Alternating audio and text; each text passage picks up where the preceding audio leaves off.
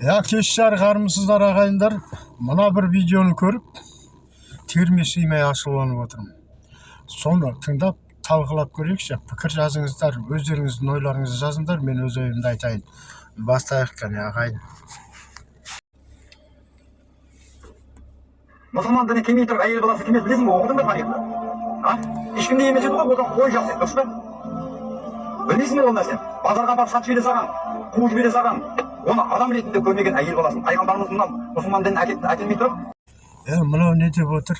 Мына шал не деп отыр? Алжыған шал. Біз қазақтар қыздарды қатын бастаған көш оңбайды деп, қыздарға көшімізді бастатқанбыз. Қазақтың қыздары қазақтың көшін бастаған. Сенбесеңіздер, ауыз әдебиеттен, историядан көріңіздер. Қыз Жібекте де айтады, бір қыз кетіп барады көш басында дейді, көшті бастап дейді. Көшті бастап, бүкіл қазақтың көшін қыздар бастаған.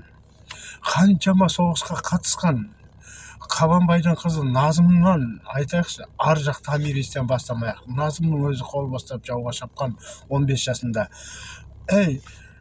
Сол қыздарымыз төрде отырған, төредей болып төрде отырған, күйеуге кеткенше біздің қыздарымыз. Қыз жат жұрттық күйеуге шыққанында қараңыздар енді.